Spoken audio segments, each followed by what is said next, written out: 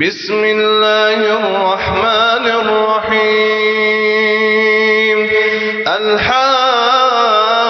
الحاقة ما الحاقة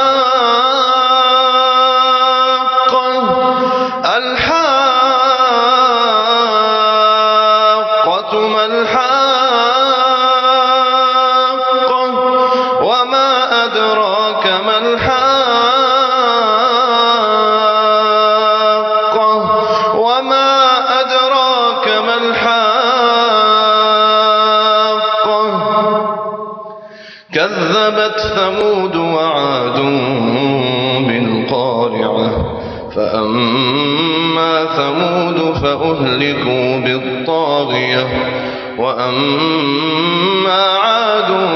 فأهلكوا بريح صرصر عاتية سخرها عليهم 7 ليال و8 أيام حسوما فترى القوم فيها صرعى كأنهم أعجاز نخل خاوية فهل ترى لهم من باقية وجاء فرعون ومن قبله والمؤتفكات بالخاطئة فعصوا رسول ربهم فأخذهم أخذة رابية إنا لما طغى الماء حملناكم في الجارية لنجعلها لكم تذكرة وتعيها أذن واعية فإذا نفخ في الصور نفخة واحدة فإذا نفخ في الصور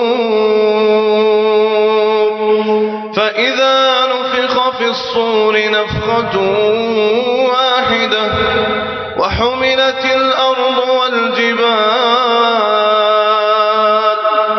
وحملت الأرض والجبال فدكتا دكة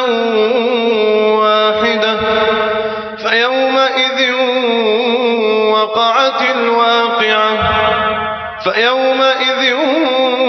وقعت الواقعة وانشقت السماء فهي يومئذ واهية والملك على أرجائها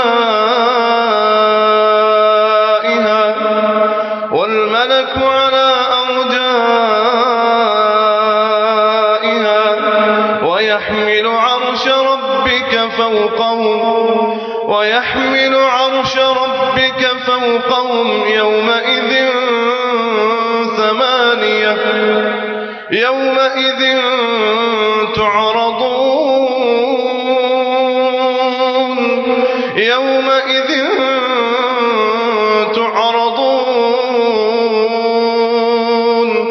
تعرضون لا تخفى منكم خافية فأما من أوتي كتابه بيمينه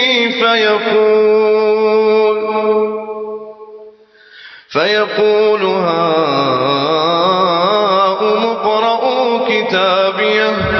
إني ظننت أني ملاق حسابيه فهو في عيشة راضية في جنة عالية قطوفها دانية كلوا واشربوا هنيئا بما أسلفتم في الأيام الخالية وأما من أوتي كتابه بشماله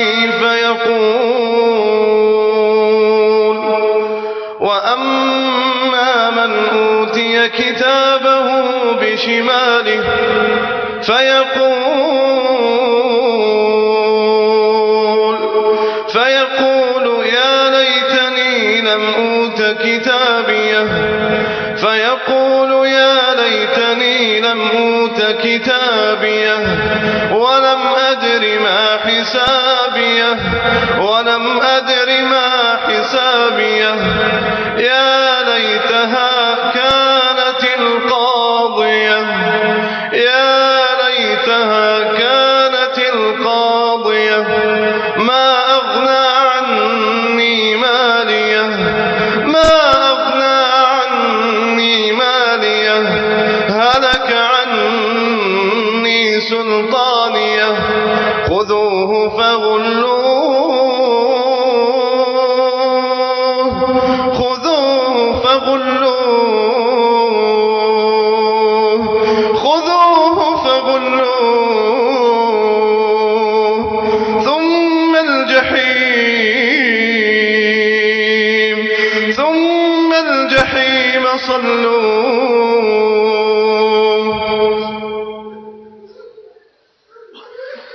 ثم الجحيم صلوه ثم في سلسلة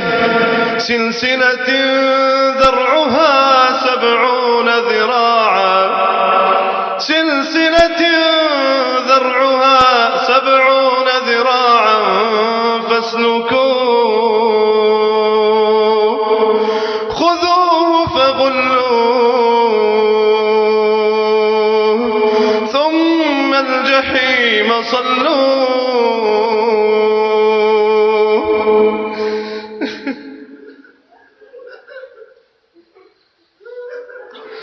ثم الجحيم صلوه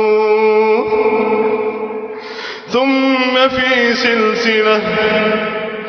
ذرعها 70 ذراعا فاسلكوه إنه كان لا يؤمن بالله العظيم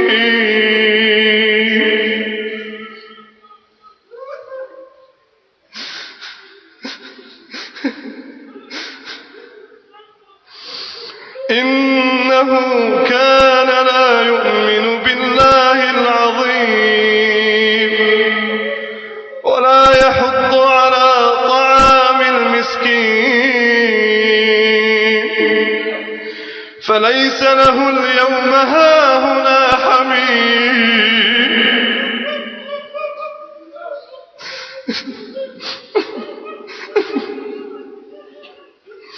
فليس له اليوم هاهنا حميم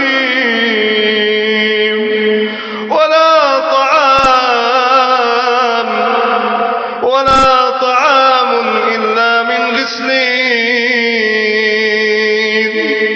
لا يأكله إلا الخاطئون فلا أقسم بما تبصرون وما لا تبصرون إنه لقول رسول كريم وما هو بقول شاعر قليلا ما تؤمنون ولا بقول كاهن قليلا ما تذكرون تنزيل من رب العالمين